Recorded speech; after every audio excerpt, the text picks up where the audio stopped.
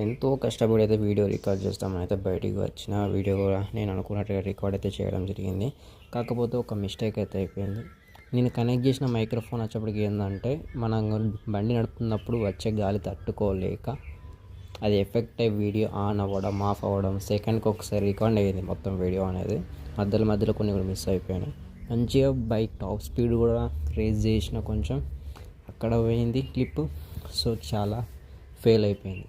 ఎంతో కష్టపడి బయటికి వచ్చిన ఫస్ట్ టైం ఒక స్టెప్ ఫార్వర్డ్ తీసుకొని వీడియో రికార్డ్ చేయడంతో జరిగింది. బట్ ఇప్పుడు మీరు చూస్తున్నట్టుగానే సగం కట్ అయినట్టుగా ఆటోమేటిక్గా అదే మనకి ఎడిటింగ్ వేసి చేసింది అన్నమాట. కానీ మంచిగా కొంచెం విజువల్స్ పోయినాయి. కానీ వీడియోలో కూడా మాట్లాడడం జరిగింది మంచిగా, కానీ అంతా ఫెయిల్ అయిపోయింది. బట్ ఇప్పుడు వాయిస్ ఓవర్ ఇవ్వాల్సింది అయితే వస్తుంది.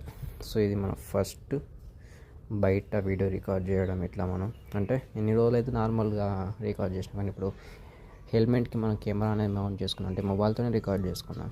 సో ఈ ఎక్స్పీరియన్స్ అయితే ఒక డిఫరెంట్గా అవుతుంది. సో బైక్ స్లో చేద్దామంటేనే కొంచెం చాలా అక్వర్డ్ అనిపించింది. ఎందుకంటే అంటే ఎవరో ఒక క్లియర్ అబ్జర్వ్ చేస్తారు కదా, ఫేస్ కెమెరా ఉన్నది, సో ఫోన్ ఉన్నది, ఎవడు వీడియో డ్రైవింగ్ అనేది ఒక రకంగా అయితే ఒక ఫీలింగ్ అయితే ఉంటుంది. సో అందుకైనా బైక్ అయితే స్లో డౌన్ చేయాలంటే ఇబ్బంది అనిపించింది. ఎట్లా కొంచెం ఇది మంచి రోడ్డు ఉంది కదా నీట్గా, సో అందుకని కొట్టేసుకుంటూ వెళ్ళిపోయాను మంచి స్పీడ్లో. ఇది మా రెగ్యులర్ కాలేజ్కి వెళ్ళే రూట్. ఇది మనం నార్మల్గా అయితే ఎంతైనా దంచుకుంటూ వెళ్ళిపోవచ్చు, రోడ్ అంతా కంఫర్టబుల్గా అయితే ఉంటుంది. అట్లానే మరి రెస్పాన్సిబుల్ అయితే పోను. అండ్ ఈ రోడ్డు దగ్గర ఎక్కడెక్కడ గుంతలు ఉంటాయో నాకు క్లియర్ తెలుసు.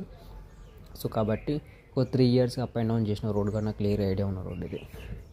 సో ఇది కాస్త దూరం వెళ్ళి మళ్ళీ యూటర్న్ తీసుకొని అయితే మళ్ళీ వీడియో అయితే ఆఫ్ చేసుకొని ఒక వీడియో అయితే రికార్డ్ చేసుకున్నాయి ఇక సైడ్కి పెట్టేసి. ఏంటంటే చిన్న మోడిఫికేషన్ ఏం లేదు, మన వీల్ కప్స్ ఉంటాయి కదా, సో అందరూ కూడా వీల్ కప్స్ తీసేస్తాం అంత మంచిగా అని చెప్తున్నారు కదా. సో నేను కూడా ఎక్స్పీరియన్స్ చేసిన వీల్ కప్స్ అనేది తీసుకొని తర్వాత మళ్ళీ ఏం చేసిన అంటే వీల్ కప్స్ మొత్తం తీసేసిన. అంటే బండి కొంచెం షేక్ అవ్వడం స్టార్ట్ అయిందంటే 50 స్పీడ్ దాటిందంటే అది 50 నుంచి 60 అట్లా వచ్చిందంటే బండి గాలి గట్టిగా కొట్టిందంటే బండి షేక్ అయిపోతుంది. ఇక NS2 అంటే వీల్ కప్స్ యాడ్ చేస్తే అందుకని 2 వీల్ కప్స్ తీసేసుకున్నాను.